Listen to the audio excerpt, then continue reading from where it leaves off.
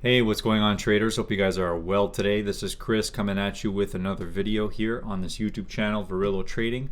And let's talk today about proper position sizing for day traders. So I've explored this a little bit and I did a bit of math for you guys just so you can see kind of what I'm talking about, what I'm referring to. So let's get to it, guys. We're going to talk about risk management in regards to day trading. So if you enjoy this content, remember to smash the like button, hit the subscribe and all that stuff because it helps the channel a lot more than you think. So we're going to talk about intraday margins, and I believe that intraday margins are basically one of the main reasons why the majority of futures traders blow their account in anywhere between 4 to 7 weeks. Because the intraday margin allows traders a lot of leverage, and they don't actually know how much leverage they're trading with. I'm going to show you how much leverage an intraday margin is actually giving you, and hopefully this can educate some of you guys out there who are new to the futures business and you want to learn more about proper risk management when it comes to day trading, so that way you can survive longer than the average trader. Let's get it, guys. Hope you enjoy it. So proper position sizing. We're going to compare two different models here and give examples of how to measure risk per bet based on the account size. So first we need to understand the notional size of the contracts that we're moving. I'm going to use the example of the NASDAQ futures in this case. So the notional size of the contract NQ based on its contract specification is the index price. At the time I wrote this, that was the price of the index, 16,605 times 20. And that will give us our notional size. So in this case, the notional size is 332,100. So for the first example here, we're going to be using Interactive Brokers. I know a lot of traders out there, you guys say IB has relatively high margins for futures trading, but believe it or not, they actually have the right margins. And it's the other firms who have the super low margins that are encouraging you guys to become gamblers. So just be careful. That's what we're trying to focus on in this video here. So IB has an initial margin for this contract, NQ, of 24,550. If you want a quick way to see what your margin is, just go into your TWS platform and you double click on the contract in your watch list. In that case, I clicked on NQ continuous contract. There's our initial margin right there, 24,550, okay?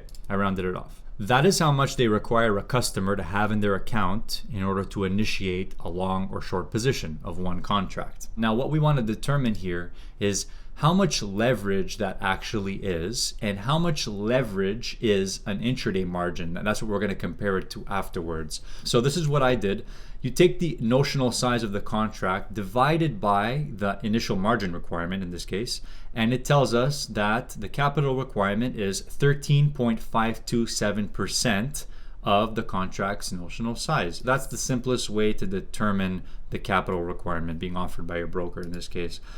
Another step you can take is to determine how much leverage this actually is.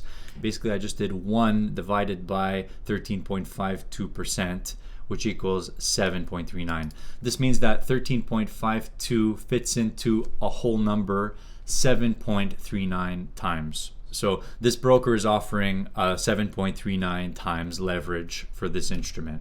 And if you do the comparisons for similar futures contracts like the S&P futures or the Russell, you'll find very similar results. It's normally right around a 13% capital requirement. Sometimes it's a little more, sometimes it's a little less. I think the RTY was somewhere around 9%. You can check that yourself. Now, next step. Here's a quick way of comparing this model to the infamous intraday margins that are offered by some brokers. Let's say our initial margin intraday is now $1,000 instead of $24,500 previously. This means that our broker will allow us to initiate a position, long or short, on the same exact contract with as little as $1,000 in the account. One broker requires you $24,500. The other broker will allow you to trade the same contract for $1,000. In this case, $1,000 fits into $24,500. 24.5 times. The $1,000 initial margin is 24.5 times less capital required than the previous amount from IB. That means that it's giving us 24.5 times more leverage. The leverage from IB was 7.39 times. 7.39 times 24.5 equals 181. This means that with the $1,000 margin to trade NQ, the broker is essentially offering you around a 181 times leverage for this contract.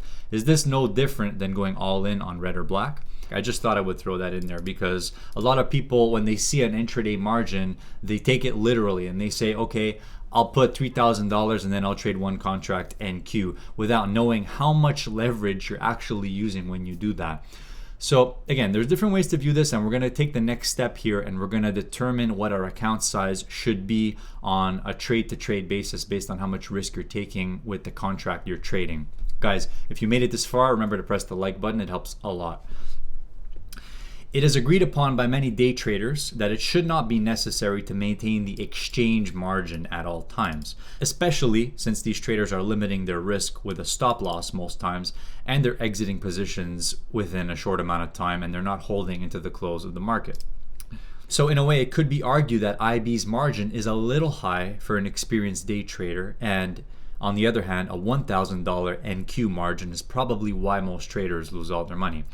How do we go about determining our account size? We'll go slowly here and we'll take it step by step. The first thing is the trader needs to know how much risk they should be taking per bet, and this is how they can determine the appropriate account size. The amount of risk you take per trade is not determined by you making up an arbitrary dollar amount. It's determined by the market you're trading and the strategy you use to manage risk, aka normally a stop loss. Let's use an example where the trader knows approximately how far away they will place an emergency stop to exit for a loss. This will differ based on the tick value of the market and the amount the market is moving on any given day, in any given moment. Now, this is an arbitrary rule, but I'll put it out there anyways. A rule of thumb is that a trader should not bet more than 1 to 2% of their account on one trade. This is a good model to go by because it ensures we can stay in the game longer in the case of a streak of losses.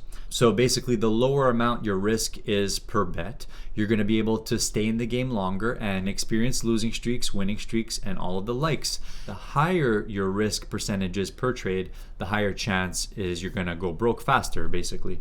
There are strategies traders use to increase leverage without increasing risk, but we will not cover that here. What I'm referring to is averaging into winning trades. Off topic to the video, but I just thought I would add that.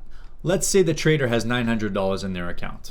According to the previously discussed model, they should be betting no more than 1 to 2% of their stack. 1.5% times 900 equals 13.5. In this case, $13.5 would be the average amount of risk to take per trade.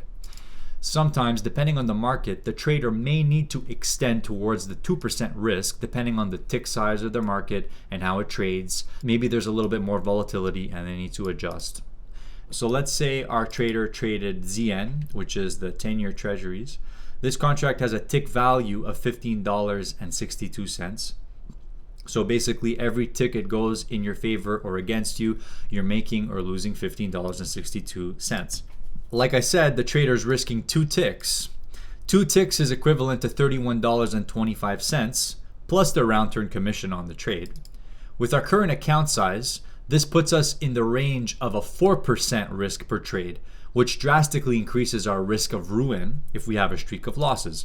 So basically, trading ZN for this trader with a $900 account and a 2-tick risk per trade would be a little bit too much. They would be risking 4% per trade. It's too much, okay? This trader should seek out a different market where they can manage risk better, basically take less risk. Guys, if this is helping you in any way, I'm happy about that. Let's do one more example using ES, the S&P 500 futures. Let's say the trader can normally work comfortably with a 6-tick risk, meaning that on average, they will not need to be risking more than 6 ticks in that market based on their style of trading, based on their strategy, etc. The tick value for this market, ES, is $12.50, meaning that for every tick it goes in your favor or against you, you're making or losing $12.50. $12.50 times 6 equals $75, plus your round turn commission. Don't forget about it.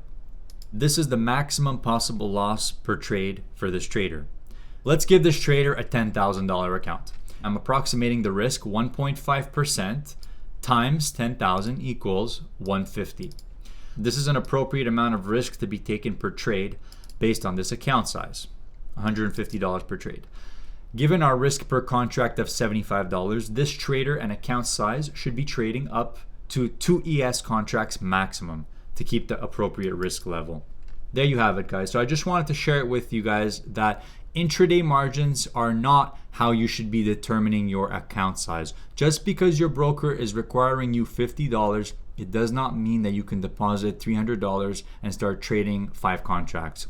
You need to measure the amount of risk you're taking per trade based on your account size if you want to stay in the game or give yourself any chance to stay in the game longer term. All right, guys, if this helped you at all, let me know down below. If you have any other comments or suggestions, things that I missed, please leave them down below, and I'll catch you in the next video. Take care. Bye.